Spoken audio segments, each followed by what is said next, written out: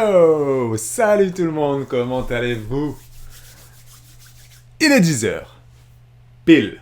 10h00. Je m'installe un petit peu mieux. Parce que là, on voit pas mon coup de tête. Hey Camille, salut, merci Camille pour l'abonnement. Merci Camille, merci. Camille Lab32 pour être exact, merci à toi. Il est 10h.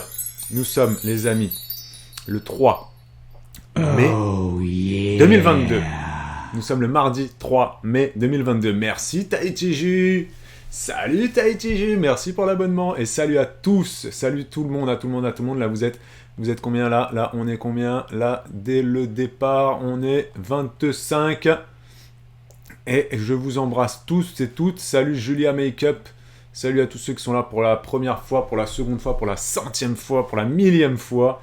Le mardi, on parle argent, vous le savez, ça commence à 10h. Voilà.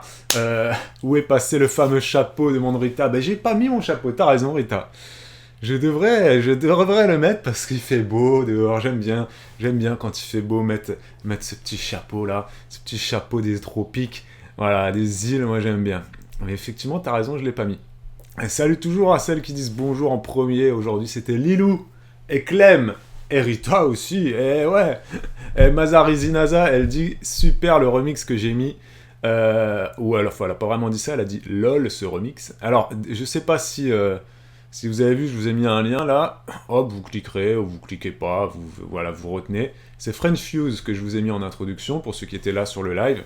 Ceux qui sont là sur le replay, vous ne l'aurez pas. Hein. Ceux qui sont là sur le replay, vous ne l'aurez pas. Parce que c'est pas une musique qui sera acceptée par Twitch sur le replay, et ce sera pas une musique qui sera acceptée par YouTube non plus sur le replay. Mais je vous le mets quand même vite fait en fond sonore là. Bah là, pendant que je parle, ça devrait pas être bloqué. C'est French Fuse. Et donc French Fuse, c'est vraiment bien. C'est Tahiti Ju d'ailleurs. Elle est là ce matin, Tahiti Ju. Bah oui, elle s'est réabonnée. C'est Tahiti Ju qui nous avait dit allez écoutez French Fuse. Vous allez voir, c'est vraiment pas mal. Ils font des remixes Disney, etc. Je vous en ai mis plusieurs tout à l'heure. Attendez, je vais vous en remettre un autre là. Indienne, à la file indienne. Ils font pas que du Disney, hein. Ils font aussi du Harry Potter, ils font aussi du tout, hein. Ils font plein de trucs. Et franchement, c'est vraiment bien, hein. Si vous voulez mettre là, vous mettez des musiques comme ça pour votre apéro, pour votre soirée entre potes ou quoi. Franchement, vous mettez ça, c'est vraiment bien. Merci pour l'abonnement, Siana. Siana, tout le monde se réabonne là. C'est le début de mois, c'est parti, tout le monde se réabonne, ça fait plaisir. Merci Letty pour l'abonnement. Merci beaucoup, c'est super cool, ça nous fait vraiment plaisir. Je fais ça genre en mode ouais, super. Non, mais enfin, merci quoi, vous avez compris. Ah, ça nous aide beaucoup. Elle est pas là, Caro, ce matin. C'est dommage, on va parler de trucs cool là. Ça pourrait pu l'intéresser, là, Caro. Alors, vous avez vu dans le titre que je vous ai mis... qu'est-ce que j'ai mis comme titre, d'ailleurs? J'ai même pas accès à mon titre, moi. Ah si, j'ai accès à mon titre, il est là. Information de la diffusion. Voilà. Donc, je vous ai mis qu'on va parler argent, parce que c'est mardi. Hein. Ce matin, on va parler carburant, on va parler impôts, parce que là, c'est le mois de mai, il faut déclarer vos impôts, oubliez pas. Je dis ça, mais moi, je m'en suis pas encore occupé. Mais je crois qu'on a encore un petit peu de temps hein, pour les impôts. Hein. Je sais plus c'est quand la date. On va parler aussi crypto-monnaie, et puis on va parler de toutes vos questions aussi, parce qu'il y a pas mal de questions qui me sont envoyées, comme d'hab. Salut Océane, salut Lolita. Et donc les impôts, c'est quand? Date limite, impôts, je sais plus. Impôts en ligne, je crois que c'est... Enfin, ça commence au mois de mai. Alors, les dates limites pour le 24 mai, pour la zone 1, 31 mai, 8 juin, voilà, c'est ça, ouais. Ouais, pour tous ceux qui font ça en ligne, je crois qu'on a jusqu'au mois de juin. Hein. De toute façon, la plupart des gens font leur déclaration d'impôt en ligne maintenant. Hein. On est d'accord. Hein. Je sais pas s'il y a des gens de ma génération qui font encore une déclaration d'impôt papier. Mais les déclarations d'impôt papier, on est d'accord, c'est plus un truc de nos parents, hein, voire de nos grands-parents. Bon bref, là c'est le mois de mai, il faut qu'on s'en occupe, donc on va parler impôts, on va parler carburant, on va parler crypto-monnaie, et je vais répondre à d'autres petites questions que vous avez pu me poser. Et je les ouvre, et c'est bon, c'est ouvert. Voilà, hop, il faut que j'ouvre vite fait mon petit gestionnaire de pub, parce que sinon je vais pas voir la pub qui va se lancer. Hop, et voilà. Alors, première question. Alors déjà... Je vous ai même pas demandé si ça allait, mais bon, moi ça va, hein, sachez-le. Hop, et voilà, et là, on est bien. Bim. Alors, j'ai vu passer Clem qui dit je vais pas pouvoir rester, ma fille, elle a un rendez-vous. Bah Clem, je t'embrasse, hein, et tu seras là pour le replay. 24 mai nous dit Lolita par internet pour les impôts. 31 mai pour notre département, nous dit Cathy. Et il y a Lolita qui dit ah oui, en fait c'est selon le département, j'ai découvert ça cette année. Oui, ça dépend des départements, Lolita. Mais je crois que quand tu déclares tes impôts en ligne, c'est la même date pour tout le monde en fait. Je crois que c'est la même date pour tout le monde. Parce que les dates que vous avez sur internet, pour les départements, c'est justement pour ceux qui font les déclarations papier, vous voyez.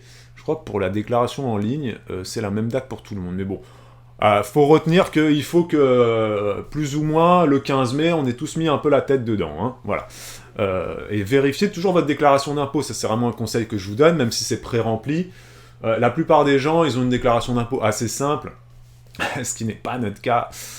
Nous, on a une déclaration d'impôt un peu relou, parce qu'on a des sources de revenus multiples et variées. C'est pas des grosses sources, tu vois, ça fait pas de nous des gens riches. Hein. Je vous le répète, nous, on est des smicards, donc on déclare dans les 30 000 euros, nous, à peu près. Donc c'est vraiment le SMIC, tu vois. Par an, quoi. Mais à différentes sources comme ça, faut rien oublier, les droits d'auteur, tiens, hop, 1000 euros, ah bah il faut les mettre, hein, si tu les mets pas, enfin bref. Mais la plupart des gens, c'est quand même une déclaration d'impôt plus ou moins assez facile, dans le sens où, bah, il y a juste le salaire, voilà, il y a le salaire où, des fois, il peut y avoir des petites complications si tu as eu un peu de chômage, et ou un arrêt de maladie, de ci ou de ça, de maternité ou autre. Mais généralement, c'est pré-rempli et il n'y a pas grand-chose à faire pour les impôts, honnêtement. Il faut juste bien penser quand même à vérifier que c'est bien rempli, ça c'est vraiment quelque chose que je vous conseille, parce que des fois, votre employeur, vos salaires vont être pré-remplis, mais peut-être que vous avez eu une prime qui n'a pas été prise en compte, peut-être que... Enfin bref, il faut toujours quand même bien vérifier. Ça... Honnêtement, moi, quand je déclare les impôts, moi, ça me prend au moins 3 ou 4 heures. Mais à l'époque où j'avais une vie, entre guillemets, plus rangée, où j'avais juste mon salaire, ça me prenait, allez, je sais pas, 30 minutes. Hein, 30 minutes, vraiment, à tout casser. Il y a beaucoup de gens qui passent, qui utilisent les... Il y a Rita qui parle du calcul des frais de garde aussi, voilà. En fait, tous les crédits d'impôt, ça, c'est pré-rempli. Généralement, il n'y a pas d'erreur, Rita, sur les calculs des... Sur les 50% de crédit d'impôt pour les frais de garde, que ce soit nounou ou autre, ou garde à domicile, etc. De même, si vous employez des jardiniers, des femmes de ménage, tous les emplois à domicile, vous avez aussi 50% de frais de crédit d'impôt, ça faut y penser. Moi, il faut que j'y pense d'ailleurs, parce qu'on avait fait venir un paysagiste pour élaguer des arbres en 2021, et la moitié de la facture pourra nous être remboursée. Enfin, je sais plus, je crois que c'est... Je sais pas si c'est 50% pour les jardiniers, enfin bref. Donc il faudra que je pense à envoyer la facture aux impôts, c'est vraiment, il faut que j'y pense à le faire.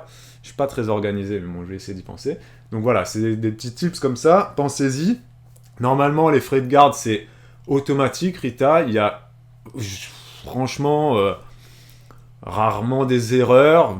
Si tu fais bien ta déclaration page emploi, salaire de ton assistante maternelle, ou de garde à domicile ou quoi, bon bref, si tu passes par le CESU+, tout ça, normalement c'est quand même assez bien fait, franchement, mais il faut vérifier, effectivement, il faut toujours vérifier, ça prend pas des jours et des jours, on n'est pas milliardaire, voilà, mais prenez le temps de le faire, hein, voilà, vous prenez vraiment le temps de vérifier quand même, faites pas confiance à tout ce qui est pré-rempli, c'est bien que ce soit pré-rempli, ça permet de gagner du temps, voilà, surtout si vous avez une vie où vous avez toujours le même salaire, que voilà, votre salaire augmente uniquement du fait de l'inflation ou des primes que vous avez, etc.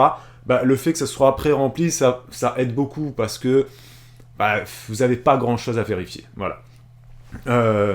On fait qu'une seule déclaration d'impôt, nous, parce qu'on est mariés, Cindy. On est mariés, donc on a une seule déclaration d'impôt. Et même si on n'était pas mariés, on a tout en commun, nous, Cindy. Tu peux aller voir un live qui est très très vieux, Cindy, où on a parlé de nos revenus en détail. Tu peux le trouver, alors je sais plus comment il s'appelle, mais sur YouTube, sur la chaîne Juliana et Julien, il y a un live qui s'appelle On vous détaille tous nos revenus, ou je ne sais plus. Et il y a un autre live aussi que tu peux aller voir, Cindy, qui s'appelle « L'argent dans le couple est-elle une source de conflit ?» Et là, dans ce live-là, c'est vraiment un très vieux live, il date d'au moins 4 ans. C'est un des tout premiers lives argent qu'on avait fait avec Bibou. Et là, on parle de l'argent dans le couple. Et dans ce live-là, on vous explique pourquoi est-ce que nous, on a fait le choix d'avoir un compte commun, on n'a pas de compte séparé, tout est en commun chez nous, on a tout acheté en commun, la maison, la voiture, tout est en commun, et on vous explique notre façon de voir l'argent dans le couple. Donc, voilà. Et ça peut inclure, donc, les impôts, la part des enfants, justement, toi, tu demandes, Cindy, comment vous faites pour partager la part des enfants, etc., etc. Tu peux retourner ou aller voir ce live, l'argent dans le couple est-elle une source de conflit? Et il y avait aussi un autre live que je trouve intéressant à voir et à revoir, c'est est-ce que les enfants coûtent de l'argent? En gros, c'est quoi le titre de ce live? Je sais plus exactement. Ah, mince. Je sais plus. Mais en gros, c'était un live où on essayait de voir tous ensemble si le fait d'avoir des enfants avait un impact sur le budget d'une famille. Voilà. C'est très intéressant à voir et à revoir. Non pas que je me jette des fleurs, juste que c'est un sujet intéressant. C'est pas nous qui sommes intéressants, c'est nous et vous et le sujet. Voilà. C'est tout ce qu'on a fait, tous ensemble, là. C'est vraiment des bons lives, je trouve. Y a Rita qui dit « Moi, je recalcule tout le temps, car c'est pas toujours les mêmes montants. En plus, cette année, le grand n'y est plus. Du coup, c'est limite rien. » Oui, c'est vrai que, effectivement, Rita, t'as raison. C'est vrai que des fois, les frais de garde sont pré-remplis, plus ou moins, par rapport à l'année d'avant. Mais si tu as arrêté ta nounou entre-temps, etc., effectivement, Rita, tu vas peut-être devoir rembourser de l'argent. N'oubliez pas que vous avez tous reçu un crédit d'impôt, un acompte. Oula. Ce chat est assez fort. Au mois de janvier. Enfin, vous avez tous reçu un acompte au mois de janvier. Non, pas tous. Mais si vous avez pour habitude d'employer une nounou, un jardinier, une femme de ménage ou autre, vous avez, dans ce cas-là, reçu au mois de janvier un acompte. Hein. N'oubliez pas, on a tous les gens qui ont des crédits d'impôt, donc les gens qui emploient des employés à domicile. Au mois de janvier, on a tous reçu un acompte. Moi, au mois de janvier, j'ai reçu exactement, je crois que c'était dans les 200 non, 100, non, j'ai pas reçu 200 là, c'était 146, je crois même, de mémoire. Voilà, donc on a reçu 146 € au mois de janvier. Il faut y penser dans le sens où c'est un acompte, voilà, donc c'est quelque chose que tu as déjà reçu, voilà. Mais si c'est quelque chose auquel tu n'avais pas le droit, il faudra les rembourser. Il faut juste y penser, hein. Au mois de mai, il se peut que les impôts te disent, bon, l'acompte que vous avez eu au mois de janvier, au final, il était trop important par rapport à ce que vous avez réellement eu à charge. Donc, il faudra peut-être rembourser cet acompte. Ça, c'est quelque chose qui existe depuis plusieurs années. Normalement, tout le monde le sait. L'acompte du mois de janvier, tu le mets sur ton livret A, tu ne vas pas à Disneyland avec. Hein, voilà. De toute façon, c'est pas des grosses sommes. Mais peut-être qu'il faudra en rembourser une partie, voire la totalité. Hein. Surtout si tu as arrêté ta nounou, etc., etc. Océane nous dit « Avoir des enfants, ça coûte cher. » C'est ça, Océane. C'est ça exactement le titre du live dont je vous parlais juste avant. C'est ça. Il y a Alexis qui dit « Non, moi, j'ai refusé la compte pour ne pas avoir à les rembourser au cas où. » Ah, moi, j'accepte, Alexis. Moi, tu me donnes de l'argent, je le prends. Hein. Après, je le rembourse. Après, ça me pose pas de soucis, moi. Après, effectivement, si tu peux... Pourquoi pas refuser, mais... Ouais... Moi, je pars du principe... Oui, après, si ça te facilite ta gestion des comptes, oui, pourquoi pas, effectivement, t'as raison. Il y a Lolita qui dit « Moi, je déteste la paperasse, ça me saoule. J'ai la flemme de vérifier. » Ouais, mais vérifie quand même. À part, Lolita, je te dis, à part si vraiment t'as un salaire qui est toujours plus ou moins le même, mais vérifie quand même, parce que, franchement, t'as peut-être eu des primes qui n'ont pas été prises en compte. Dans ce cas-là, entre guillemets, t'es hors la loi, parce que... Mais en soi, c'est des petites sommes, hein, Lolita. Donc, ils vont pas venir te chercher... parce que tu as oublié de déclarer ta prime de 600 € ou 2200 €. Hein. Le fisc français n'est pas derrière vous et moi. Hein. C'est pas parce que vous déclarez pas ci ou ça que vous allez vous faire attraper. Voilà, ils ont d'autres choses à faire que d'aller vérifier si Lolita a déclaré sa prime, etc. Mais vérifiez quand même, parce que des fois, ça peut être aussi à votre avantage de vérifier. Voilà, ça peut être aussi à votre avantage de vérifier, parce qu'il se peut que votre salaire a diminué pour X raisons, et qu'en fait, lorsque c'est pré-rempli, il y a trop qui a été déclaré. Ça a été le cas souvent pour les fonctionnaires. Souvent, c'est des exemples qu'on donne. Les fonctionnaires, des fois, il y a des erreurs. Donc, vérifiez. Vérifiez. Et je sais pas si vous faites partie de ceux qui utilisent les frais réels. Je vois que c'est Tahiti qui a mis ça. Sachez que voilà, on a tous 10%, un forfait comme ça d'abattement de 10% qui fait que, je sais pas, si tu déclares 30 000 euros de revenus, 30 000 euros pour un célibataire, ça fait beaucoup. On va partir sur un célibataire smicard, donc tu déclares 16 000 euros, le SMIC c'est ça. C'est 13 000 x 12, donc on est sur du 16 000.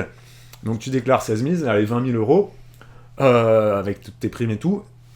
Vous savez tous que si vous avez 20 000 euros de revenus, vous avez automatiquement ce forfait-là de 10%, je crois, d'abattement. Donc en fait, le fisc, les impôts, ils ne vont pas prendre en compte 20 000 euros de revenus, vous n'allez pas être imposé sur les 20 000 euros. Ce qui va être pris en compte, c'est 18 000 euros. Donc 20 000 moins 2 000, parce que tu as du coup ce forfait de 10% d'abattement, etc.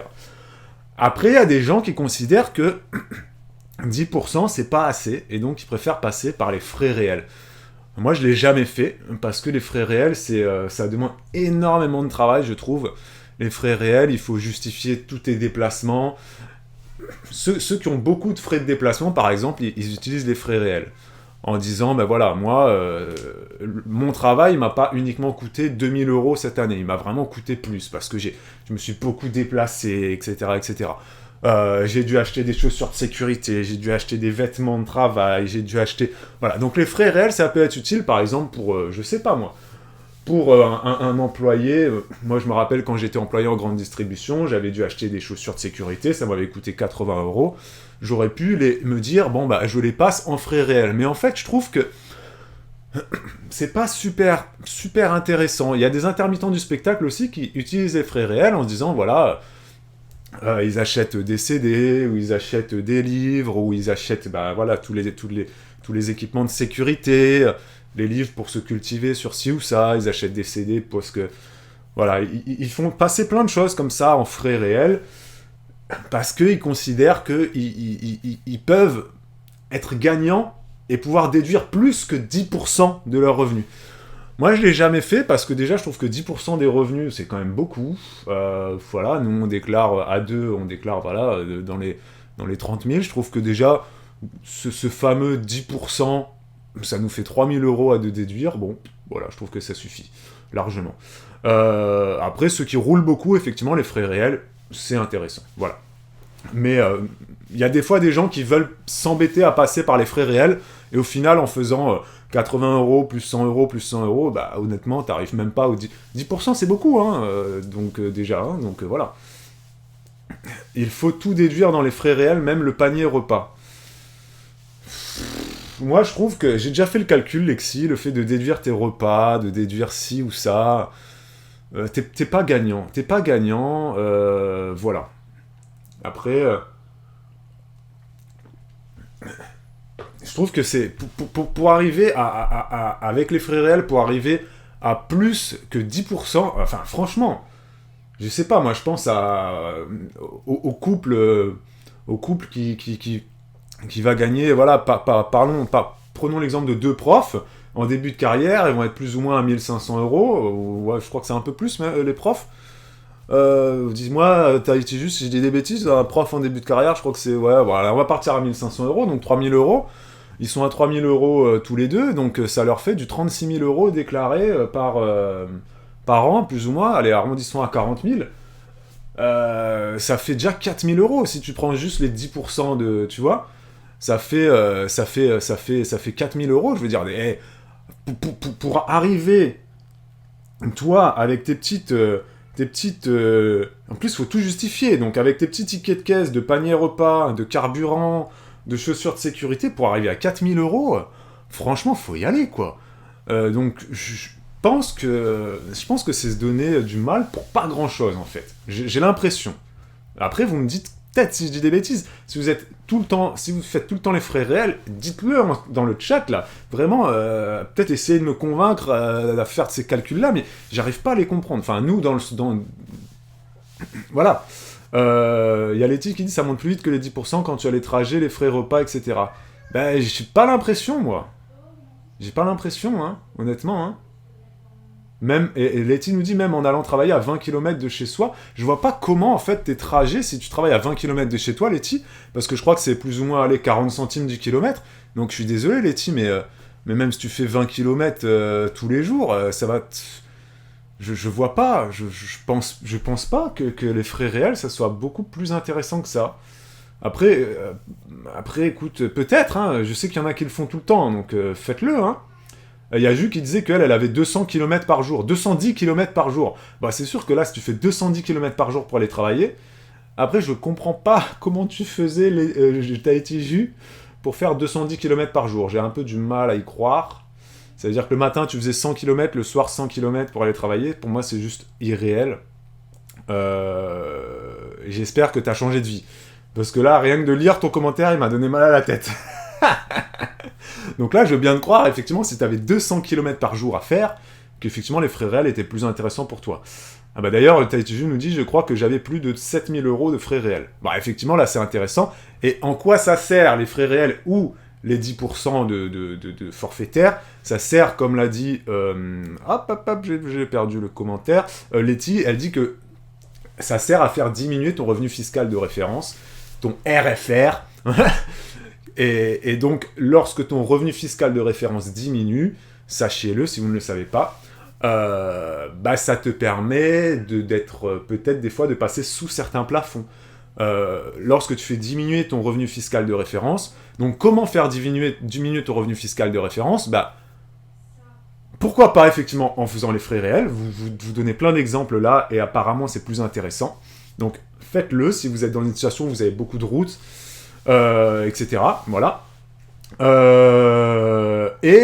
Ça vous permet donc... Vous pouvez aussi diminuer votre revenu fiscal de référence en faisant des enfants, bien évidemment, ou en accueillant chez vous des personnes dépendantes. Vous pouvez être... voilà, si chez vous, vous avez votre maman ou votre grand-mère et que vous vous occupez d'elle, elle peut aussi faire diminuer votre revenu fiscal de référence parce que vous avez une personne à charge en plus, votre mère, votre grand-mère, votre arrière-grand-mère. Voilà, tout ça, ça fait diminuer votre revenu fiscal de référence. Et ça vous permet des fois de passer sous certains plafonds, donc d'accéder à différentes aides, que ce soit pour la rénovation énergétique, que ce soit pour ouvrir votre LEP, on en avait parlé il y a là, que ce soit pour accéder à, je ne sais pas moi, à une mutuelle, à la CMU peut-être, voilà. Le fait de diminuer son revenu fiscal de référence, ça sert à ça. Ça sert à juste passer sous certains plafonds. Alors, tu payes pour moins d'impôts aussi, bien évidemment. Ça, c'est la logique, j'ai même pas besoin de le dire. Et en plus de payer moins d'impôts, tu peux donc accéder des fois à certaines choses. Des fois, les impôts, ça se joue à... Il y a des plafonds, Et c'est la fameuse loi des plafonds, Des fois, à 10 € ou 100 € près, t'as les boules parce que t'as pas accès à telle ou telle chose. Tu vois? Ah, salut Caro. Il y a Tahiti qui dit on est beaucoup de profs dans ce cas, regarde sur Via Michelin, Clermont-Ferrand, Louroux, Bourbonnais. Ouais, bah les profs, moi ça m'étonne de lire que les profs doivent faire 200 km par jour. Ça m'étonne, Après, voilà, je suis pas au fait, tu vois, je suis pas au fait de ce qui se passe maintenant à notre époque pour les profs, parce que moi j'ai encore la vision des profs que j'ai connus moi à l'ancienne, ou voilà, enfin je veux dire, c'est vrai que maintenant je me rends compte que les profs roulent beaucoup aussi, que ça soit les titulaires comme les remplaçants.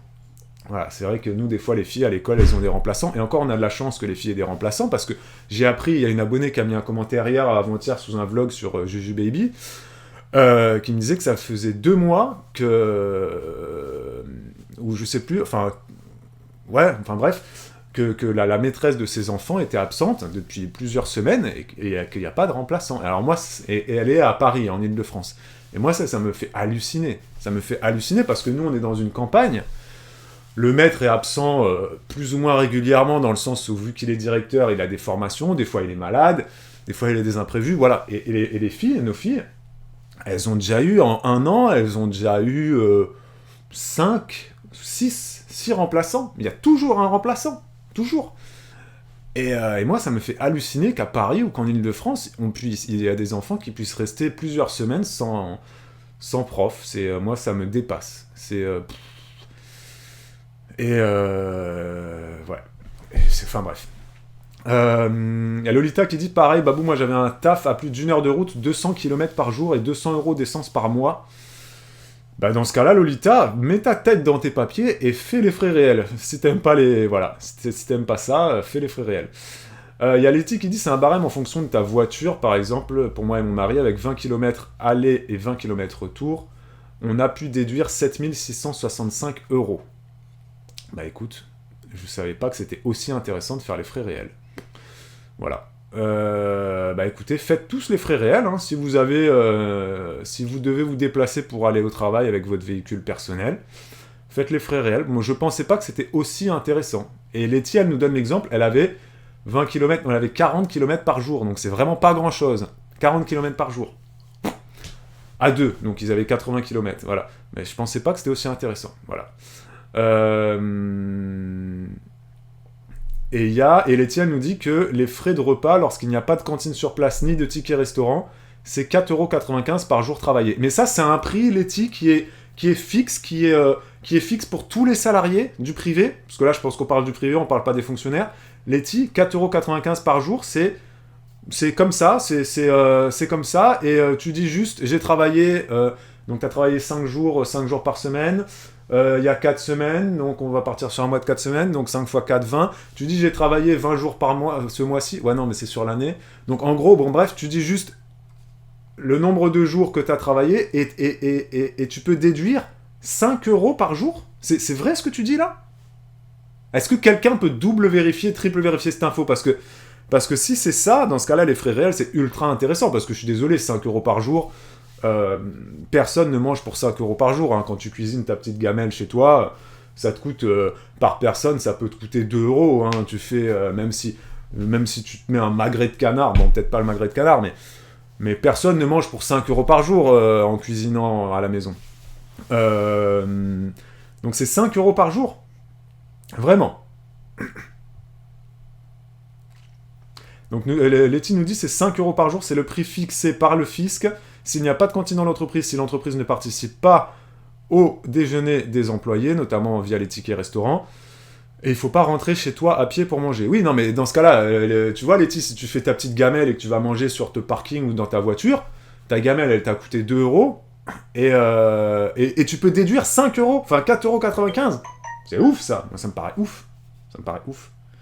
Mais écoutez, si c'est le cas, profitez-en, mais dans ce cas-là, si c'est vraiment le cas, tout ce que vous êtes en train de nous dire sur les frais réels, je pensais pas qu'on allait passer autant de temps sur les impôts, c'est ultra intéressant. Après, nous, on n'est pas concernés parce qu'on travaille à domicile, mais c'est ultra intéressant pour tous les gens qui ont un travail classique et qui prennent leur voiture pour aller bosser. Faites les frais réels, parce que je vous redonne l'exemple de Letty, hein, qui était à 40 km, donc à 2, ça fait 80 km par jour pour aller bosser, c'est pas grand-chose, c'était un travail à 20 km.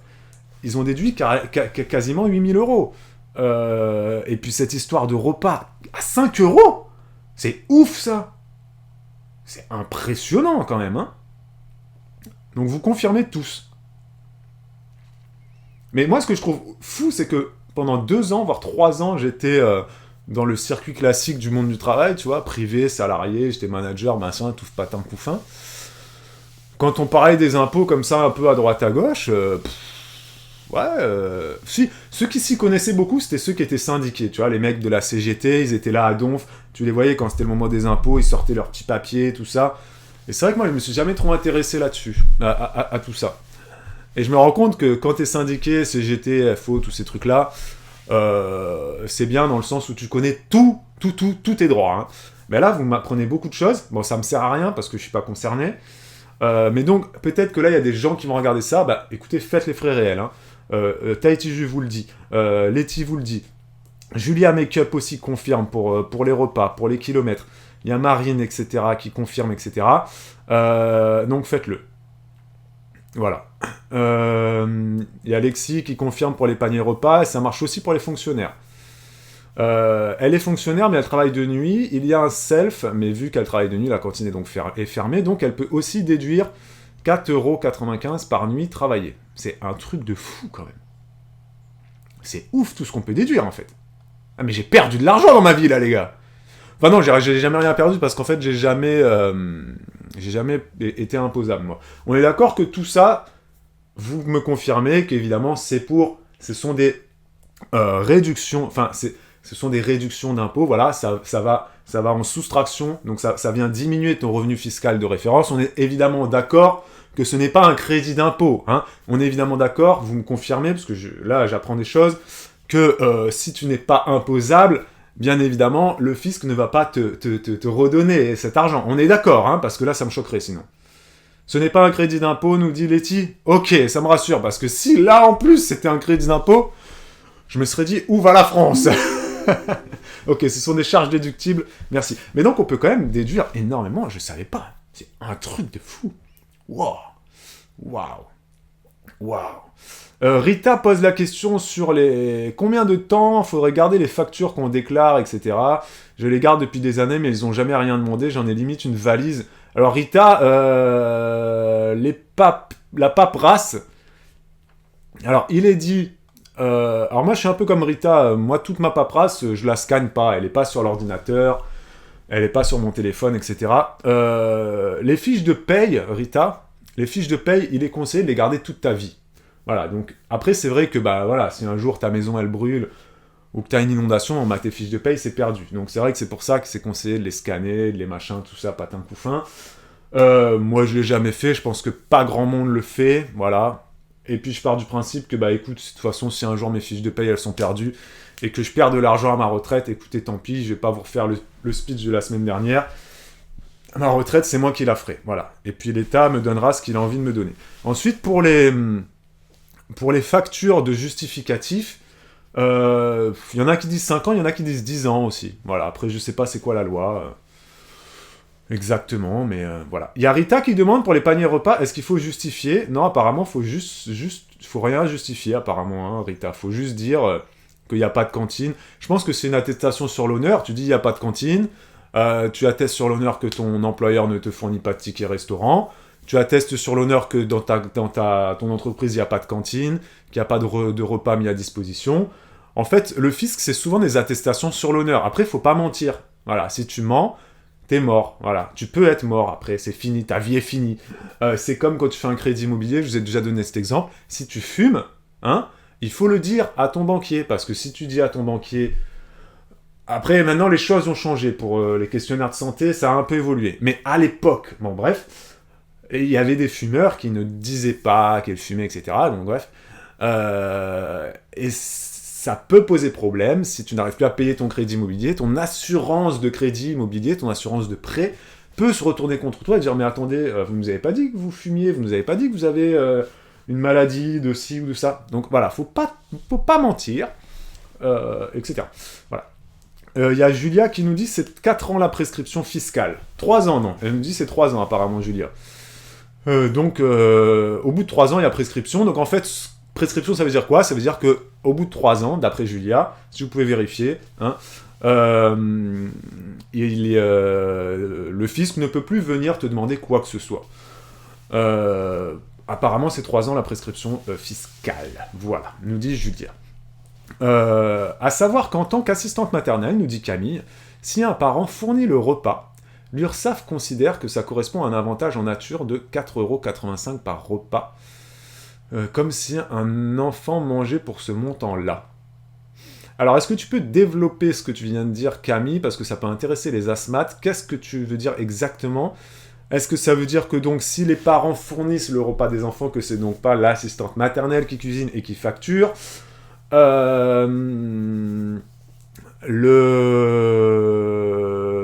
Qu'est-ce que tu veux dire par un avantage en nature de 4,85 €? Est-ce que tu peux détailler ça? Est-ce que c'est avantageux pour l'assistante maternelle, ou est-ce qu'à l'inverse, c'est... Parce que avantage en nature, ça veut dire que l'assistante maternelle doit déclarer ça comme un commercial doit déclarer, je sais pas moi, sa voiture de fonction ou son ordinateur portable, ou son téléphone d'entreprise, etc. Donc ça veut dire que, je sais pas, si l'asthmate, elle a un enfant dont les parents fournissent le repas, un seul contrat par jour, donc 5 par semaine, ça nous fait donc 5 repas. Il faudrait donc qu'elle déclare 4,85 fois 5, c'est ça? Ouais, c'est ça, c'est exactement ce que Julia pose comme question. Est-ce que du coup c'est considéré comme revenu imposable? Ça m'étonnerait un peu, Camille, ce que tu dis quand même. J'ai jamais trop entendu parler de ça.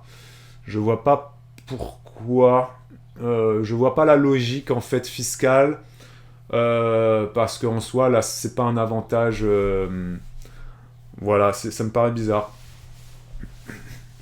Les asthmates doivent déclarer le repas fourni par le parent. Oui, ok, d'accord, mais dans ce cas, ça vient gonfler ton revenu imposable. Il faut que tu détailles parce qu'effectivement, je suis d'accord avec Julia. Si c'est le cas, c'est un peu n'importe quoi, je pense. D'autant que si c'est des bébés, Camille, ça va pas être le même montant que si c'est des enfants de 2 ans et demi, 3 ans. Mais après, t'es peut-être calé, hein, Camille, hein, t'es peut-être calé. Il y a peut-être quelque chose dans la nouvelle convention là qui est sortie. Il y a plein de nouveautés, mais ça me paraît quand même un peu fort de café cette histoire. Voilà. Pour revenir sur les justificatifs, mais Camille, tu peux continuer, hein, n'hésite pas, hein, tu continues, voilà, étoffe un peu parce que si c'est le cas, c'est un peu chaud quand même. Il y a Letty qui dit il faudra se justifier s'il y a contrôle, elle nous dit Letty. Après, ils n'iront pas vérifier tous les tickets des restaurants, inutile de garder. Oui, ben on est d'accord, on est d'accord. Hein. Il y a Rita qui dit mon mari il n'a pas de cantine dans son travail, combien d'années il a perdu, lol.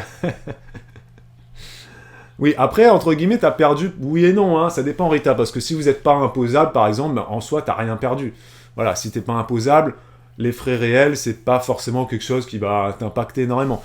Les frais réels, ça peut être intéressant quand t'es dans cette fameuse tranche du français moyen, tu sais, voilà, où t'es un peu trop au-dessus pour pouvoir toucher certaines aides, t'es pas parmi les gens les plus aisés, donc voilà.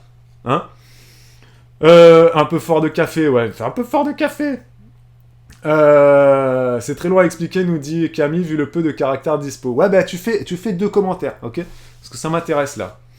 Et je suis d'accord avec Julia, si c'est le cas, c'est un peu n'importe quoi. Mais bon, bref, le temps que Camille nous fasse son petit truc sur tout ci, tout ça, je vais passer à une autre question. On va parler, hop, il y a Tahiti qui dit un truc très intéressant. Elle nous dit, sans les frais réels, j'aurais été imposable. Donc effectivement, c'est intéressant dans le sens où, bah là, Tahiti, le fait qu'elle ait pu déduire 7000 €, je crois qu'elle nous disait, ça lui a permis de ne pas dépasser ce fameux plafond où tu vas rentrer dans la première tranche d'imposition. Donc effectivement, les frais réels peuvent être intéressants si tu es à la limite. Voilà. Nous, une fois, je me rappelle, on avait été à la limite de la première tranche d'imposition. Et limite, j'avais cette fierté, limite, j'étais super content. Je me disais, on va devoir payer un petit peu d'impôts, tu vois. Et finalement, on était juste en dessous. Donc on n'avait rien payé. Mais voilà, enfin bref. Frais réels, du coup, faites-le si ça peut être intéressant pour plein de profils. Alors, donc là, on a parlé quand même de beaucoup des impôts. Il faut que je supprime ça parce que voilà, sinon, c'est bon. Tac. Il y a Océane qui posait la question. Il y a pas mal de temps en arrière qui disait, tu penses quoi des cartes de crédit à débit différé? Il paraît que ça fait gagner des points pour obtenir son crédit immobilier. Alors Océane, j'ai absolument trouvé aucune info sur les cartes de crédit à débit différé qui te font gagner des points pour ton crédit immobilier. Je sais qu'il y a certaines banques où je sais que les points crédit immobilier, tu peux trouver ça à la CASDEN par exemple pour les fonctionnaires, via ton PEL, etc. Mais les crédits immobiliers sont tellement pas chers en ce moment, enfin ils sont un peu plus chers maintenant qu'il y a un an, mais ça reste pas cher, donc cette histoire de points pour obtenir ton crédit immobilier, j'ai pas trouvé vraiment d'infos là-dessus, Océane, donc je peux pas t'aider. Par contre, qu'est-ce que je pense des cartes à débit différé? J'en pense que c'est pas une bonne idée, sauf pour les gens qui gèrent parfaitement bien leur budget. Voilà. Si tu fais partie des gens qui ne maîtrisent pas bien ton budget, tu peux donc te retrouver très facilement à découvert chaque mois lors de la date de prélèvement, parce qu'en fait, les cartes de crédit à débit différé, c'est des cartes, en fait, où tu vas être débité tout d'un coup à une seule date. Donc, tu vas utiliser ta carte, je sais pas, du 1er au 25. Le 26, ça va être ta date où tout va partir. Donc, en fait, c'est un genre de microcrédit qui va être autorisé par la société émettrice de cette carte.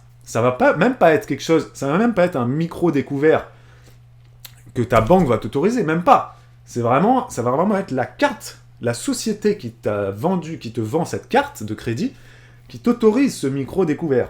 Et donc, bah voilà, tu vas faire tous tes achats, tac, tac, tac, tac, tac, tac, tac, et ensuite, à la fin du mois, tu vas être prélevé d'un coup sur tous tes achats. Donc, si tu ne maîtrises pas bien tes comptes, que tu ne gères pas ton budget, que tu ne sais pas reconnaître, faire la différence entre un besoin essentiel et un loisir, ou voilà, si tu fais partie des gens qui ont des achats impulsifs, compulsifs, etc., les cartes de crédit à débit différé, il faut oublier totalement. Par contre, si tu gères très bien ton budget, ça peut être intéressant dans le sens où des fois, effectivement, il y a certaines cartes qui peuvent t'offrir pas mal d'avantages. Je pense notamment aux cartes American Express, qui coûtent pas si cher que ça. J'en ai pas, moi, de cartes American Express, mais voilà. Il y a des cartes American Express, les prix, ça va de 80€ par an.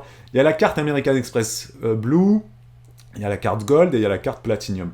Et en fait, ces cartes-là, les Amex, les American Express, sont déjà un peu plus sécurisées, apparemment, elles sont un peu plus sécures. Les assurances, bref, si tu te fais pirater ton Amex, t'as plus d'avantages, c'est quand même apparemment mieux au niveau assurance, plein de choses. L'Amex, l'American Express, c'est ça, c'est un débit différé. Hein, donc c'est une seule fois par mois, tous les achats que tu as fait avec ton American Express te sont prélevés. Ça peut avoir des avantages. Encore une fois, il faut vraiment être quelqu'un qui gère très bien son budget. Hein, voilà.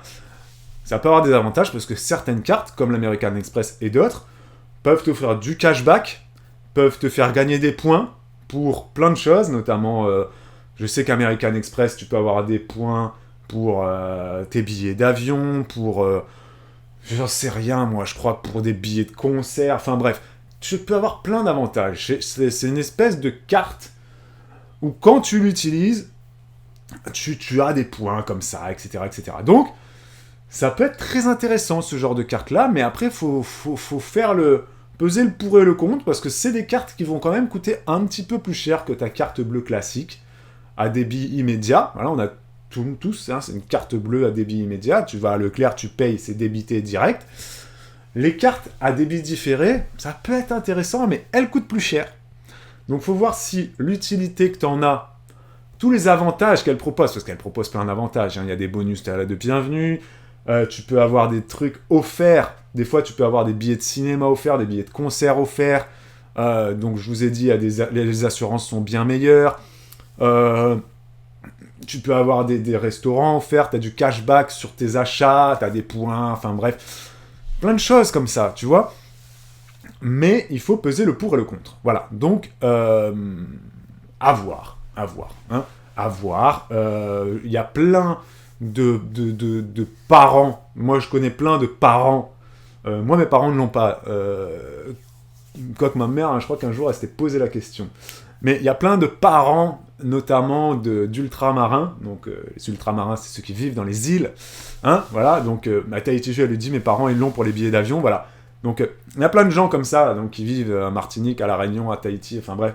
Tous les parents d'ultramarins comme ça, j'en connais plein qui ont la carte American Express KLM, parce qu'ils l'utilisent très souvent, dès qu'ils peuvent, ils l'utilisent, parce que ça leur fait gagner des points, des miles, et ça leur permet ensuite d'avoir des billets d'avion Air France moins chers, voire d'avoir des billets d'avion offerts. Voilà, donc c'est la carte American Express, franchement, il y a beaucoup de gens qui vivent dans les îles qui l'ont, notamment parce qu'il faut venir voir les enfants qui habitent en métropole, les petits-enfants, etc. Donc bref, voilà. Il y a aussi certaines banques en ligne qui proposent ça, mais bref. Pour revenir sur ta question, Océane, ça peut être intéressant, mais encore une fois, il faut vraiment faire partie des gens qui gèrent très bien leur budget. Vraiment. Hein. Il y a Julia qui dit « Moi, je gère très bien mon budget, mais je trouve ça nul. Mon conjoint a ça. On n'a pas fait exprès en prenant la carte Boursorama et je trouve ça hyper chiant d'attendre la fin du mois pour que le total se débite. » Mais je suis d'accord avec toi, hein, Julia. Moi, je ne ferai pas ça. Peut-être si un jour je prends la carte American Express et encore, non, je vois pas pourquoi je la prendrais, sauf si un jour nos enfants vont vivre dans un autre pays et qu'on faudra qu'on prenne beaucoup l'avion. Mais je suis d'accord avec toi, je trouve qu'il n'y a pas énormément voilà. Et Julia, ce que tu dis, effectivement, attention, toutes les cartes à débit différé n'ont pas forcément des avantages énormes. Là, je vous donne l'exemple d'American Express, mais il y a plein de cartes, effectivement, peut-être que la carte de Boursorama ne t'offre aucun avantage, Julia, hein, j'en sais rien. Hein. Voilà. Il y a Caro qui dit ça peut être intéressant pour les gens qui reçoivent leur salaire en plusieurs fois ou à des dates différentes. Oui, effectivement, pour ceux qui ont une vie, t'as raison, Caro, plus ou moins décousue aussi, peut-être qu'ils ont plusieurs petits jobs, etc. Des fois, c'est intéressant de savoir que, à telle date, tous mes achats faits avec cette carte seront prélevés. Des fois, ça peut être intéressant parce que, effectivement, si tu as des salaires ou que ceux qui font de l'intérim, par exemple, je pense à eux ou autres, ou ceux qui font des extras, ou voilà, enfin bref, qui n'ont pas toujours qui est tout viré en même temps, effectivement, des fois, de se dire, voilà, mes débits, je préfère qu'ils soient faits vraiment tous en même temps, quand j'ai tous mes salaires, toutes mes sources de revenus qui arrivent, et voilà. Voilà. Il y a Teji qui dit, mes parents, ils ont l'American Express pour les billets d'avion, et vas-y que ça voyage en business. Exactement, c'est vrai que quand tu as la carte American Express, le fait de l'utiliser pour tes achats, faire tes courses avec et tout ça, ça te fait gagner des points, des miles, et tu peux des fois te payer des billets d'avion en business. Moi, j'ai déjà eu la chance de voyager gratuitement en business, d'avoir été surclassé en business, en première classe, sur un vol, je sais plus quel vol j'avais fait, mais c'est royal, c'est incroyable comme expérience de voyager en première classe. C'est incroyable. Les gens qui peuvent se payer ça et qui ont beaucoup d'argent, franchement, c'est une vie incroyable. Mais après, en soi, bon, c'est bien de le faire une fois, je le ferai pas tout le temps, mais... Il y a Jules qui dit, des fois, je me demande c'est quoi l'idée de ces cartes à débit différé, c'est mettre les gens dans la mouise. Oui et non, voilà, comme je te disais, comme vous disiez, bon voilà. Donc, Océane, avec plaisir pour avoir répondu à ta question. On va revenir sur ce que disait Camille sur les assistantes maternelles. Les assistantes maternelles qui doivent apparemment déclarer les repas fournis par les parents sur l'année calendaire de janvier à décembre. Elles doivent le déclarer en avantage en nature. Elles ont pour cela deux options. Convenir avec l'assistante maternelle de la valeur du repas et déclarer ce montant. Attention, toutefois, ce montant doit rester réaliste. En effet, de nombreuses ASMAT subissent chaque année des redressements fiscaux du fait de montants de repas déclarés trop faibles. D'accord, ok. Appliquer le montant forfaitaire de l'URSSAF de 4,90€ où un repas a été fourni... C'est assez choquant, en fait, ce que tu dis, Camille, là, je trouve. Je vois pas en quoi ça sera un avantage en nature, sachant que les assistantes maternelles, elles facturent les repas, elles cuisinent et elles facturent les repas. Je vois pas en quoi le fait qu'un parent employeur donne le repas pour son enfant, ça soit considéré comme un avantage en nature pour l'assistante maternelle.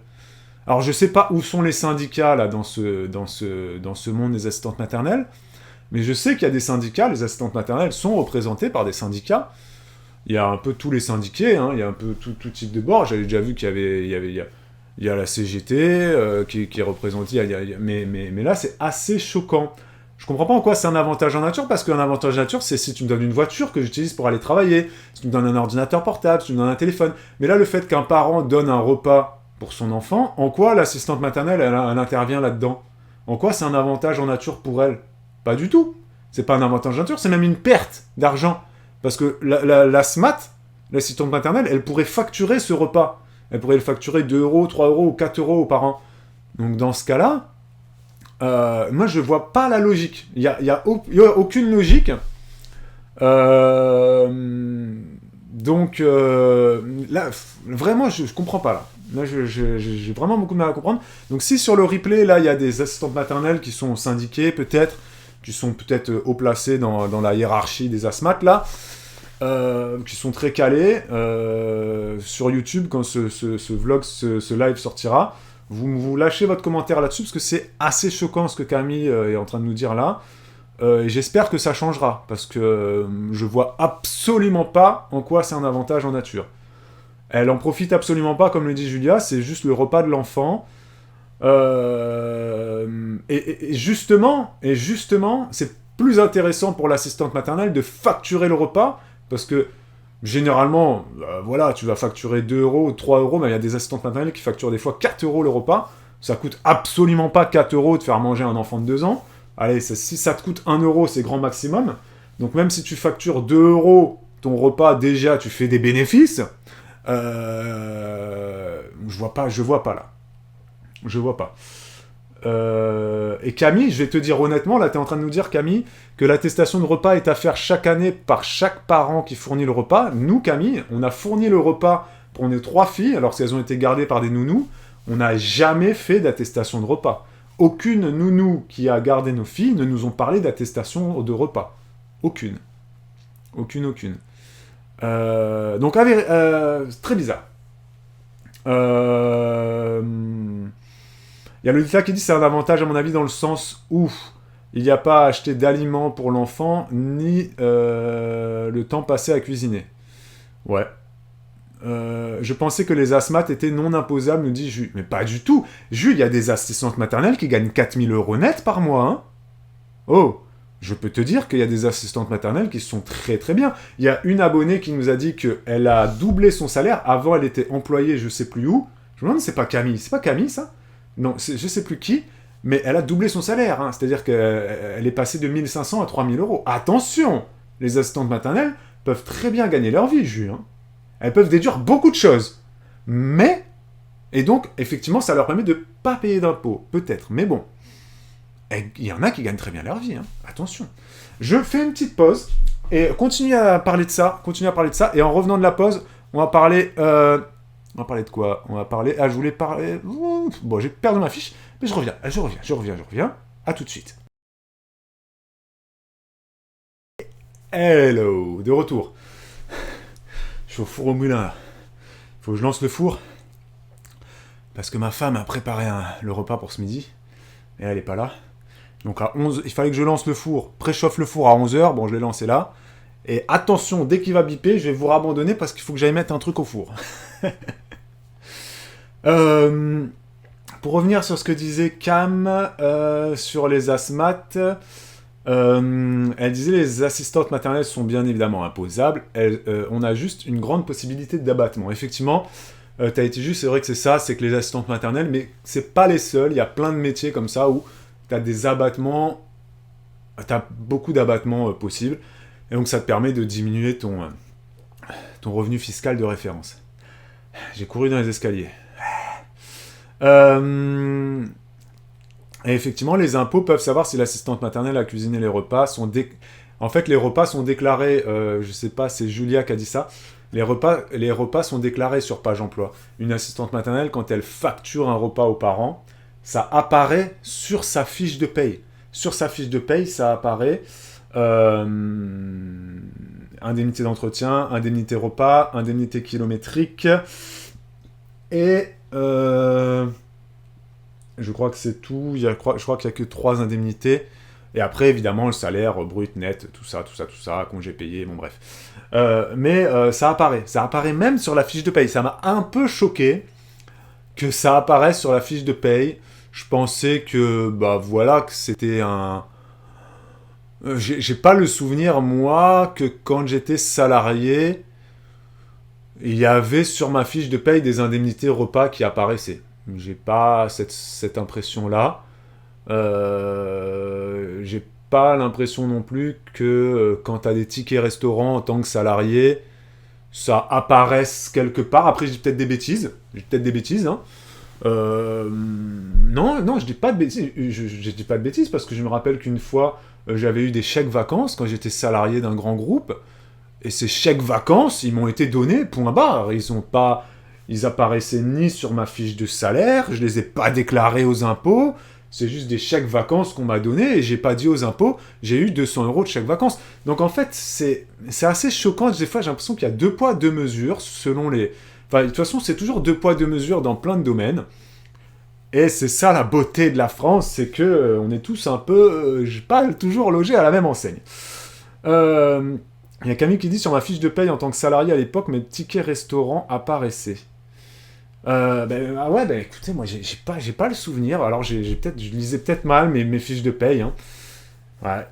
Les tickets restaurants apparaissent dans la fiche de paye, si, mais pas les chèques vacances. Ben, c'est peut-être ça. Peut-être que c'était que des chèques vacances que j'avais. J'ai l'impression que j'avais eu des tickets resto à un moment, mais je crois pas. Je me trompe peut-être. C'était peut-être les tickets restaurants d'un copain ou de... Je sais plus. Mais à un moment donné, j'avais des tickets restaurants dans ma vie, mais... ouais, bon, bah, les tickets resto sont écrits sur la fiche de paye. Ok. Les chèques vacances, c'est autre chose, c'est le comité d'entreprise qui donne ça. Ah ouais, c'est les comités d'entreprise qui donnent les chèques vacances, Lolita? D'accord, ok, d'accord, ouais.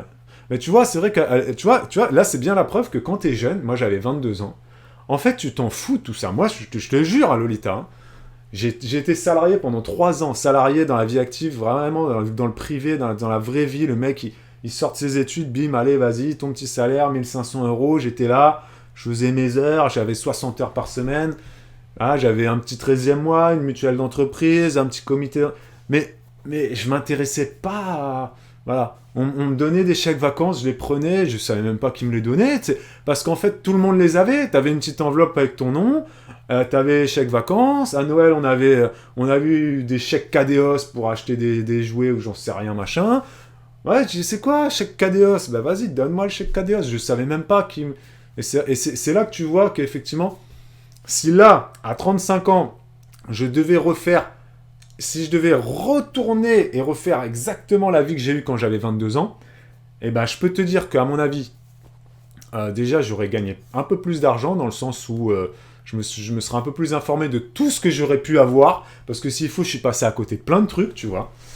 Je savais qu'on avait un comité d'entreprise, hein, je savais, le comité d'entreprise, tu pouvais aller leur acheter des tickets de cinéma moins chers, des parfums, des conneries comme ça, enfin bon, bref. Mais je me suis jamais intéressé à ça. Je prenais ce qu'on me donnait, et voilà. C'est tout. Je savais que j'avais un 13e mois, j'étais très content.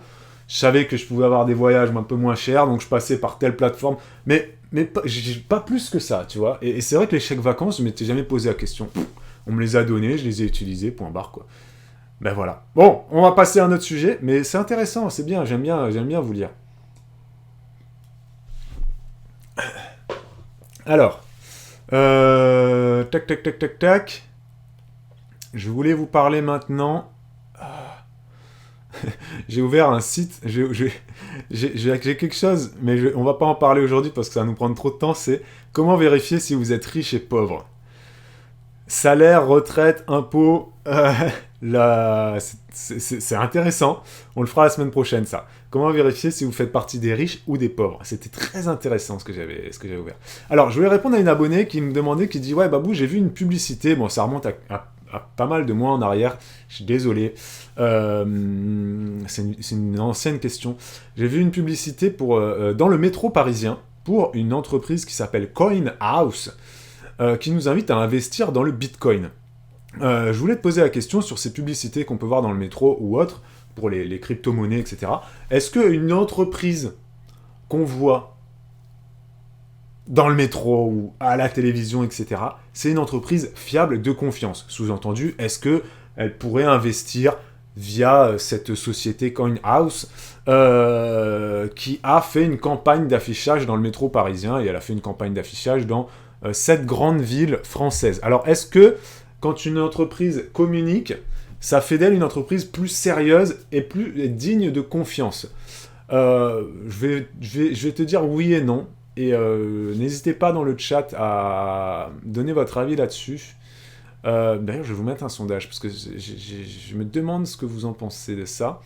Est-ce que tu as confiance, plus confiance même, je vais mettre, plus confiance dans une entreprise qui fait de la pub? Ça rentre ou pas? Oh. Bon, je vais mettre juste qui pub. Qui pub. Voilà, vous avez compris l'idée. Oui, non. Alors, moi, je vais dire oui et non, en fait. Et oui et non, pourquoi?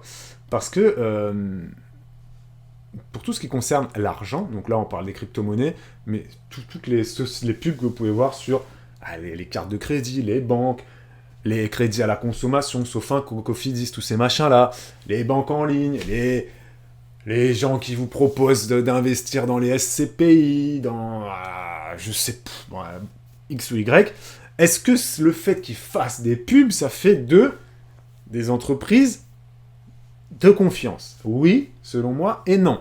Oui, dans le sens où, s'ils ont de l'argent pour faire une publicité dans le métro parisien, c'est qu'ils en ont quand même pas mal. C'est que c'est pas la petite entreprise du coin de la rue, tu vois, que donc c'est une entreprise qui est impliquée, implantée, etc. Si elle fait de la publicité à la télévision, par exemple, sur certaines chaînes spécialisées, je pense notamment à la chaîne BFM Business. Donc BFM Business, ça va être... Vous en avez d'autres, hein. Vous avez BFM Business, vous avez Cash... bon bref, vous avez plusieurs chaînes comme ça où ça parle essentiellement argent, finance, investissement, bourse, crypto, immobilier, etc. Moi, quand je regarde cette chaîne-là et que je vois intervenir le directeur général de telle ou telle entreprise, je vais lui accorder plus de crédit, plus de confiance. Mais ça ne veut pas forcément dire que je vais aller vers cette entreprise. Je dis juste que je lui accorde un peu plus de confiance. Et que si un jour, dans mes recherches, dans mes idées d'investissement, je tombe sur cette société, je pourrais être amené à me dire, mais lui, je l'ai vu dans BFM Business. Je l'ai vu. Donc, ça veut dire qu'une chaîne comme BFM Business a validé le pitch de ce gars-là, validé l'entreprise, que voilà, ils ont des journalistes quand même, donc je peux lui accorder plus de confiance. Oui. Pour moi, une entreprise qui va faire de la pub ou qui va intervenir sur les plateaux télé ou à la radio, c'est une entreprise vers laquelle je pourrais plus me diriger. Voilà. Mais ça ne veut pas forcément dire que je vais y aller les yeux fermés. Voilà. C'est pour ça que je nuance en mettant oui et non. N'oubliez pas que vous avez en haut du chat Twitch un petit sondage. Là, je veux juste avoir votre avis. N'hésitez pas à voter, à participer. Ça amène encore plus de discussions et c'est toujours très intéressant. Et donc, non, dans le sens où il ne faut pas y aller non plus les yeux fermés en se disant « Tiens, dans le métro, j'ai vu telle entreprise. Allez, vas-y, j'y vais. C'est bon, ça, c'est une entreprise sûre. » Non, c'est un pas. Pour moi, c'est juste un pas vers la confiance. Donc, je lui accorde un petit peu ma confiance, mais pas totalement. Mais ça me permet, effectivement, d'aller un peu plus vers elle que vers une entreprise dont j'ai jamais entendu le nom. Si un jour, il y a une entreprise qui arrive devant moi via mes recherches et j'ai jamais vu passer ce nom-là, nulle part, je vais pas forcément y aller, tu vois. Après, effectivement, il y a Roulia qui donne l'exemple des placements de produits sur Instagram. Elle nous dit, si je vois qu'un influenceur a parlé d'une marque, j'ai plus du tout confiance. Bah ça, c'est oui et non, tu vois, parce que il y a certains influenceurs qui sont très mauvais, notamment tous ceux qui font de la télé-réalité, dans leur placement de produits, mais honnêtement, ensuite, maintenant, la plupart des influenceurs sérieux... Non, en fait, non, c'est pas vrai. Parce qu'il y a des influenceuses beauté qui font plein de merde aussi dans leurs partenariats. Nous aussi, on a déjà fait certains partenariats qui sont pas terribles avec le recul. On n'a jamais fait de partenariat dangereux ou d'arnaque, etc. Ça, c'est la spécialité des mecs de télé-réalité, hein, où ils font la promotion de dropshipping, de sites internet qui livrent pas, qui arnaquent, il y a même des fois des sites internet qui font... Bon, bref, voilà. Mais effectivement, faut pas... Voilà. Mais j'ai l'impression quand même que dans les partenariats, maintenant, sur YouTube, c'est de plus en plus sérieux, que ça soit chez le make-up, la beauté, que ça soit dans l'univers des vlogs, que ça soit dans tout l'univers high-tech, etc., les comiques, les humoristes, etc. Je trouve que c'est de plus en plus sérieux dans le sens où c'est de plus en plus carré, tu vois. Et puis c'est des grandes marques aussi, tu vois, c'est des grandes marques maintenant qui viennent... Ça, c'est pour YouTube. Après, pour Instagram, c'est différent parce que le problème d'Instagram, c'est que les stories, c'est éphémère, ça dure que 24 heures. Et alors certes, il y en a qui peuvent faire il y en a qui font des captures vidéo de toutes les stories de tous les mecs de télé-réalité pour ensuite en refaire des bêtisiers, tout ça, et toutes les conneries qu'ils peuvent dire. Mais le fait que ça soit éphémère, tu peux partager un lien vers un site internet de dropshipping à la mort moelleux, là. Et ça, c'est le gros problème d'Instagram. C'est pour ça que, voilà. Mais bon. Les influenceurs qui ont parlé des crypto-monnaies, c'était de l'escroquerie très souvent. Ah, je suis d'accord avec toi, Roulia. Les influenceurs qui parlent de crypto, qui parlent d'investissement en bourse, qui parlent qui vous disent d'aller sur tel groupe Snapchat ou tel groupe Telegram ou tel groupe WhatsApp pour avoir les meilleurs pronostics en crypto-monnaie, en bourse, enfin même pronostic, c'est même pas le bon mot, mais bon, les meilleurs pronos en paris sportifs ou les meilleurs conseils en crypto ou en bourse, c'est en fait, il faut jamais suivre. Si un influenceur vous dit va sur tel site internet de crypto-monnaie, de bourse ou de paris sportifs et fais ça, il faut absolument pas y aller. Parce que quelqu'un qui vous parle d'argent ne doit jamais vous dire quoi faire. Jamais. Vous l'avez remarqué, c'est ce que moi je fais depuis 2 ans, 3 ans, 4 ans. Je vous ai jamais dit faites ça. Je vous ai jamais dit... Enfin, je vous donne des conseils d'ordre général, tu vois. Je vous ai jamais dit allez sur... je sais pas moi... allez, on va parler sur les paris sportifs. Je vais citer plusieurs marques. Je vous ai jamais dit allez sur Winamax et misez sur l'Olympique Lyonnais demain, machin. Ou allez sur Parion Sport, machin. Je vous ai jamais dit ça. Je vous ai jamais dit choisissez telle banque en ligne. Je vous ai jamais dit choisissez tel broker de bourse. Je vous ai jamais dit choisissez telle assurance vie. Je vous ai jamais dit faites ça exactement. Et le problème des influenceurs en crypto, machin, tous ces... c'est que quand ils vous disent faites ça, achetez telle action de... à l'époque du Covid, tout le monde achetait des actions de plus ou moins d'entreprises de santé, tu sais même pas d'où ça sortait. Il y avait une espèce de bulle comme ça spéculative dans le monde de la santé. Voilà, effectivement, Roulia, t'as raison. C'est un défaut de conseil. Je vais pas dire que c'est de l'escroquerie, parce que je pense que certains influenceurs sont juste totalement idiots, et on leur a juste dit conseille à tes abonnés de faire ça, tu vas voir. Bref, tu vois. Mais voilà, il n'y a jamais rien, normalement, il n'y a jamais rien de précis.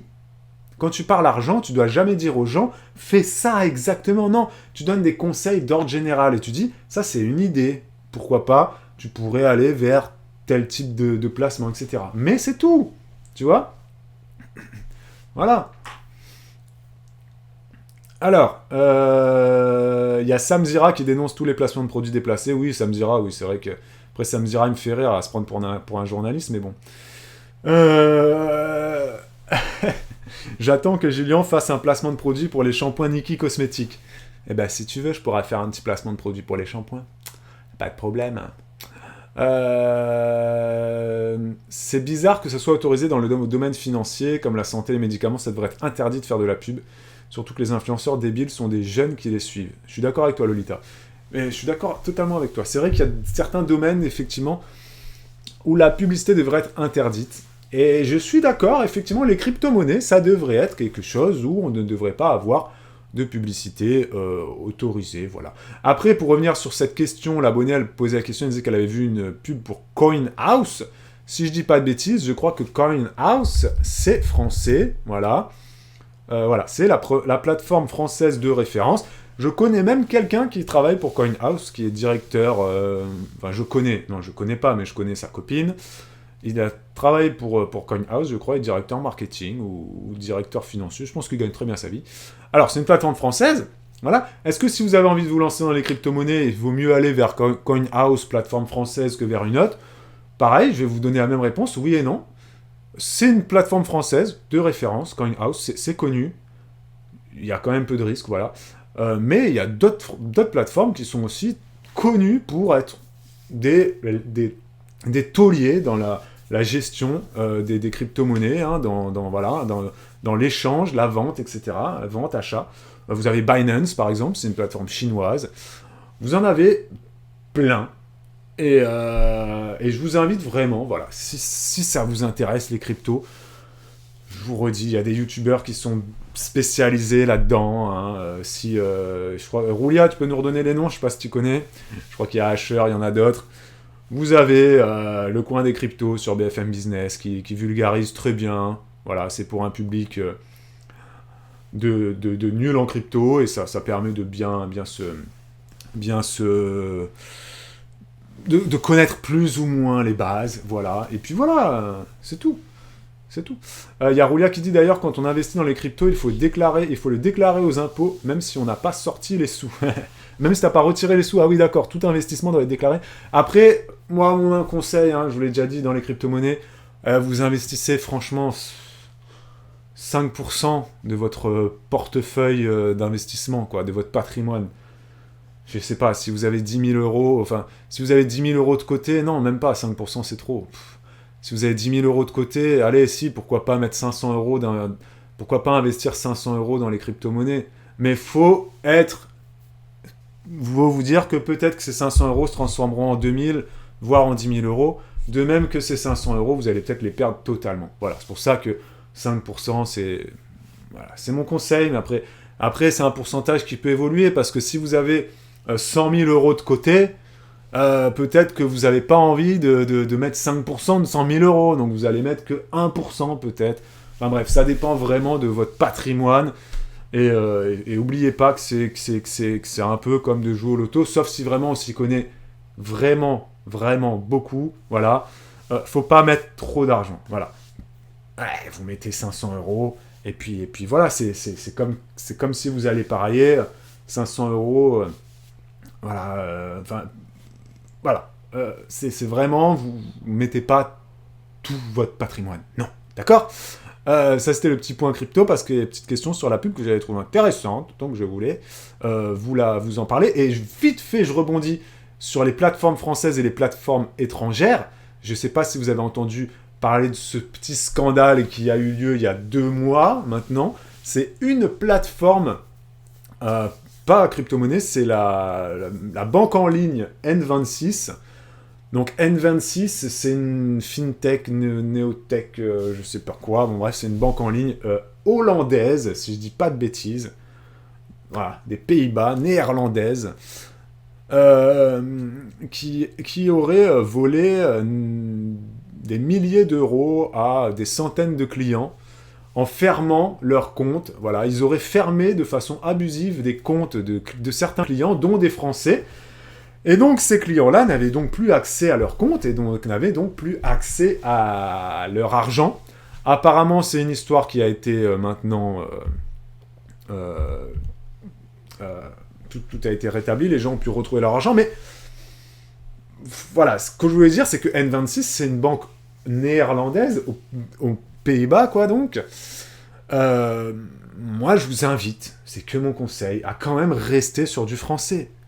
Voilà, il y a des gens, ils vont ouvrir des comptes. En fait, si tu veux aller sur des banques comme N26, ou je sais pas, Revolut, là, ou Kraken, ou j'en sais rien, moi, et puis, si tu veux aller vers ces plateformes-là, vas-y. Mais tu vas pas mettre 10 000 euros là-bas. Je veux dire, moi, je pars du principe, gardons notre argent en France, il sera plus sécurisé. Voilà. Des banques en ligne en France, il y en a plein. Des fintech, des banques alternatives, il y en a plein françaises aussi. Voilà. Il y a plein de choses qui se font en France. Il y a, je pense, tout ce qui est possible, on peut le trouver en France. À l'étranger, c'est moins cher. Hein, je pense notamment à Degirou pour les investissements en bourse. Degirou, il est aux Pays-Bas aussi. C'est connu pour être une plateforme d'investissement en bourse, de trading, ou pas que de trading, de vraiment d'investissement long terme, ou du day trading ou autre. Voilà, c'est un truc qui est aux Pays-Bas, mais qui a quand même maintenant pignon sur rue, donc il y a de plus en plus de gens qui y vont, voilà. Mais ensuite, en France, il y a plein de trucs, hein. Il y a Saxo Bank, il y a Bourse Direct, il y a toutes les banques en ligne dans lesquelles vous pouvez investir en bourse. Bref, voilà. Donc, des fois, il y a des trucs qui se font très bien à l'étranger. Je repense à Binance pour les crypto-monnaies. C'est connu. Voilà, c'est un peu la plus grosse plateforme. C'est chinois, mais c'est connu, voilà. Degirou, c'est pareil. Degirou, c'est hollandais, mais je pense que c'est des plateformes vers lesquelles on peut aller, mais les yeux fermés, sans risque. C'est quand même un gros truc, tu vois. Mais après, les N26, les Revolut, tous ces machins-là, moi, c'est des trucs vers lesquels je vais pas, en fait. Je peux pas aller vers ça. Je peux pas. Et encore, si j'ai de l'argent, je prends l'exemple de Binance, c'est peut-être une plateforme vers laquelle j'irai, même Degirou, pour investir en bourse. parce qu'il y a moins de frais, j'irai peut-être vers ces plateformes-là, mais honnêtement, je vais pas mettre un maximum d'argent là-dedans, quoi. Voilà, si un jour je décide d'investir via la plateforme Dailyroot pour acheter des actions américaines ou japonaises ou autres un jour dans ma vie, peut-être que ça m'arrivera. Honnêtement, peut-être que je vais mettre, allez, 1000 euros, peut-être, j'en sais rien, j'ai pas encore idée. Peut-être 2000, mais je vais pas mettre 5000, je vais pas... Moi, j'ai des paliers dans ma tête. Voilà, 5000, 10 000, tu vois, c'est pas des sommes. J'irai pas mettre ces grosses sommes-là à l'étranger. Voilà, ok. Je suis tellement d'accord, nous dit Loutre.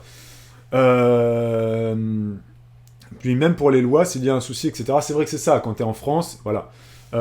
Si je peux me permettre, elle nous dit Loutre, faites attention avec les assurances en ligne.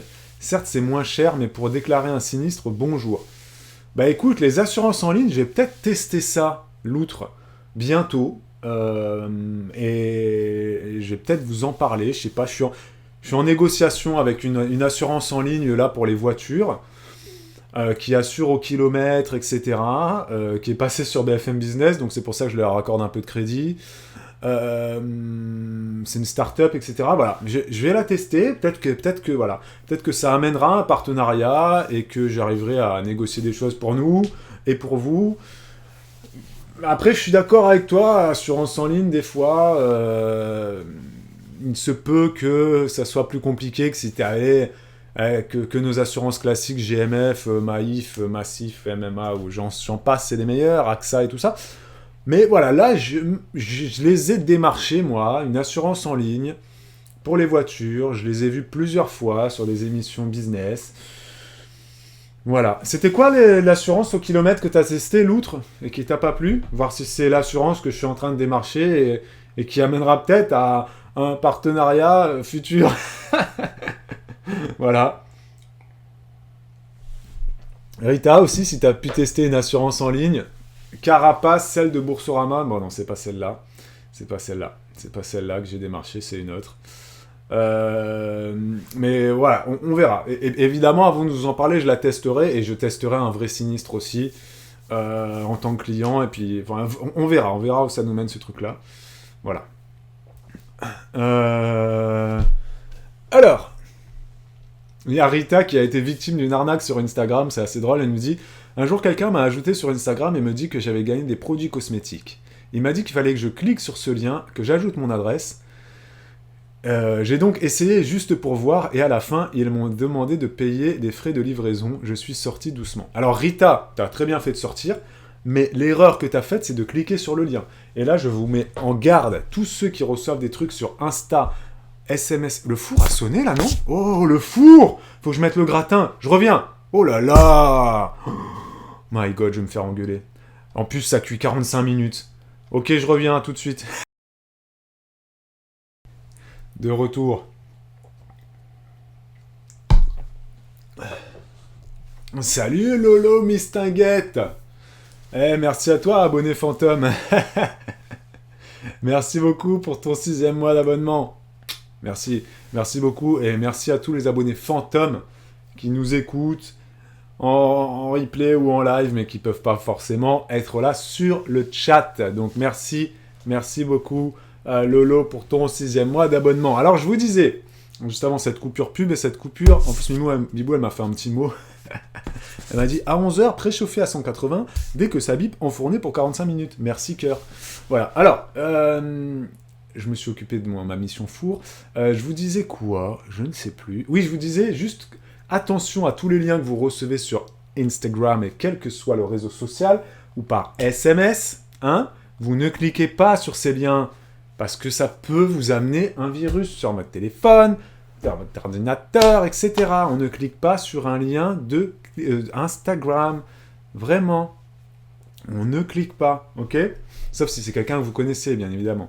Mais vous ne cliquez pas sur les liens, d'accord? Il y a Camille qui dit « Tu viens de dire de ne pas cliquer sur les liens, mais moi je viens juste de t'envoyer un lien sur Insta. » Pour les frais de repas des assistantes maternelles. Oui, non, mais ne cliquez pas. Et surtout, quand il y a quelqu'un qui vous ajoute sur Insta, si vous ne le connaissez pas et que vous vous dites à gagner un truc, tu le bloques direct, ok? Bon, les amis, alors... est-ce que je vous ai tout dit pour aujourd'hui? Oui, je pense. Hein, je pense qu'on va s'arrêter là, les gars, parce que là, vraiment, j'ai fini. Alors, la semaine prochaine, donc, on va parler de comment savoir si vous êtes riche ou pauvre. Article très intéressant. Hein. On va parler également, est-ce qu'on paye trop d'impôts en France, selon toi? Hein, donc ça, ce sera vraiment la plus grosse partie du live de la semaine prochaine. Est-ce qu'on paye trop d'impôts en France, selon toi? Donc, on va parler de plein de choses. On va parler des plafonds d'imposition, des pourcentages d'imposition. On va parler de plein de choses, on va parler de la TVA, etc. Et puis, je vais répondre à la question d'une abonnée. Concernant l'électricité, et qui me disait qu'elle ne comprend pas chaque hiver qu'on demande aux Français de faire attention à leur consommation d'électricité. Et elle me demande, elle dit, je trouve ça un peu fort de café. Non, c'est moi qui ai rajouté cette expression. Je trouve ça un peu fort de café qu'on nous demande de réduire et de faire attention à notre consommation d'électricité. Alors que personnellement, c'est ce que je fais depuis des années. Et que l'électricité coûte très cher. Donc on va parler de tout ça. Hein. Et surtout, je vous répète, on va parler...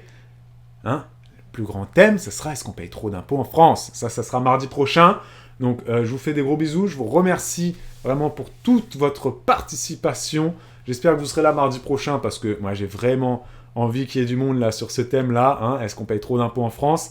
J'espère qu'il y aura des électeurs de droite et qu'il y aura des électeurs de gauche mardi prochain parce que ça permettra de comparer vraiment les points de vue. Ça, c'est toujours très intéressant. Et au niveau de la revue d'actu de jeudi, je vais vous parler jeudi prochain.